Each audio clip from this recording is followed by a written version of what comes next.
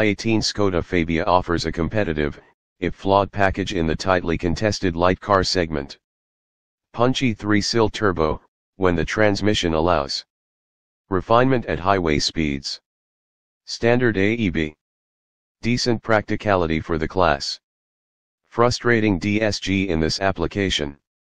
Turbo lag is noticeable around town. Plastic fantastic cabin. Gets expensive once you start ticking options. Skoda's mantra for some time now has been simply clever, and its vehicles have gained quite a loyal following from people drawn to the quirky badge and inherent practicality that has become a trademark. Furthermore, while the VW sub-brand remains a minnow in Australia compared to its European heartland, range toppers such as the Octavia RS and Superb have achieved a genuine air of desirability. There's nothing quite like them. But does this magic dust trickle down to the brand's entry point? Today we're having a look at Skoda's smallest and most affordable vehicle available locally, the Fabia. We don't get the Citigo here, which is essentially a rebadged Volkswagen up, so it's this Polo rival that's our entry point. Why the revisit? Well, for the 2018 model year the Fabia range switched out the old 1.2-liter 4-cylinder turbo for a new 1.0-liter 3-cylinder turbo engine, available locally in 70k 181 kilowatts trims, just like the mill it replaces. What did change in terms of output was the torque figure for the more powerful unit, rising from 175 nanometers in the old car to 200 nanometers in this updated model. On test we have the latter, called the Fabia 81 TSI, which comes as standard with the Volkswagen Group's 7-speed DSG transmission and starts at $19,890 before on-road costs, $400 pricier than the model before it.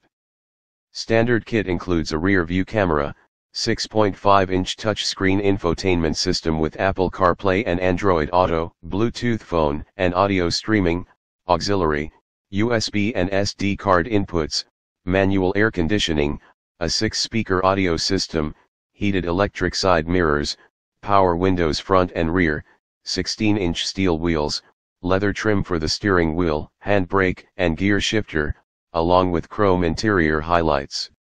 There are a few options fitted to our tester, including the quartz gray metallic paint, $500, sports pack, $1,800, which adds 17-inch clubber alloy wheels, projector headlights with LED daytime running lights, sports suspension, rear parking sensors, a flat-bottomed steering wheel, privacy glass and a front center armrest, and cruise control with speed limiter, $390.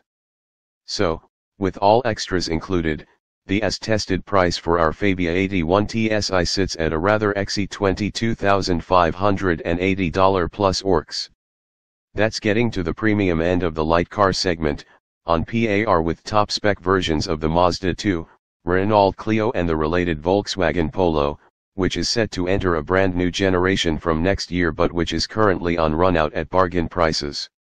However, in order to get higher-end items like climate control, automatic headlights and wipers, along with adaptive cruise control, you have to shell out an additional $1,800 over the Sport Pack and opt for the Premium Sports Pack, $3,600, which adds the aforementioned extras as well as DAB and digital radio, front fog lights, keyless entry and start, along with driver fatigue detection.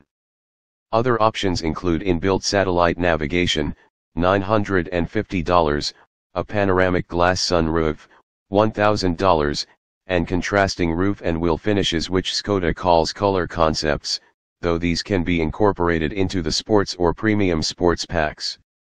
Those who want an even sportier look and feel, can step up to the Fabia Monte Carlo, from $23,990, which gets a unique body kit, black exterior highlights, red/black/gray interior trims and alloy sports pedals.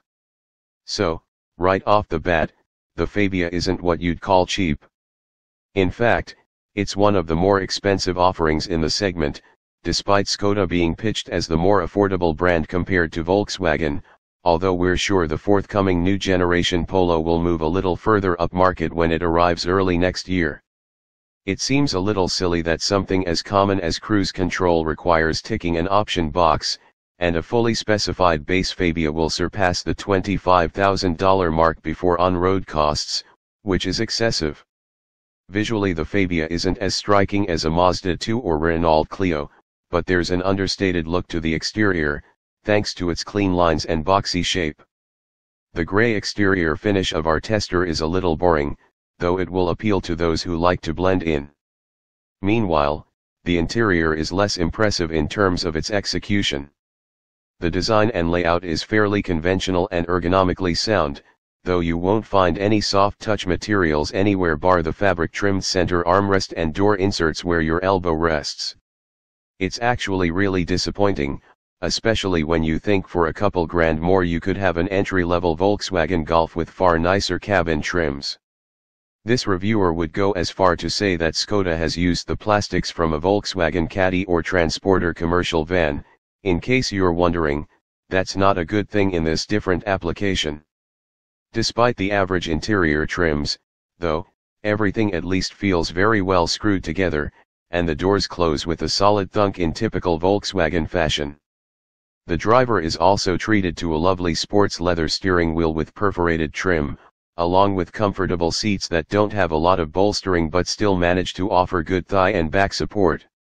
Our tester's sports pack doesn't include the climate control air conditioning of the more expensive option package, meaning you get manual dials that look rather low rent, though the brushed metal look fascia on the dashboard looks and feels nice.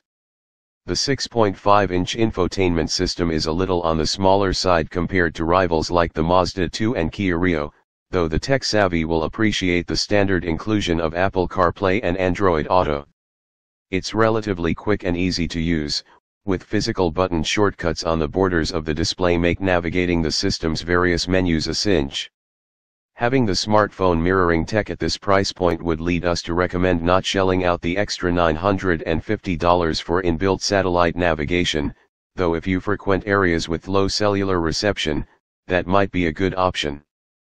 Meanwhile, backseat passengers are also relatively well catered for considering the Fabia's compact dimensions, with decent head and shoulder room, though legroom can be tight for taller passengers behind a taller driver.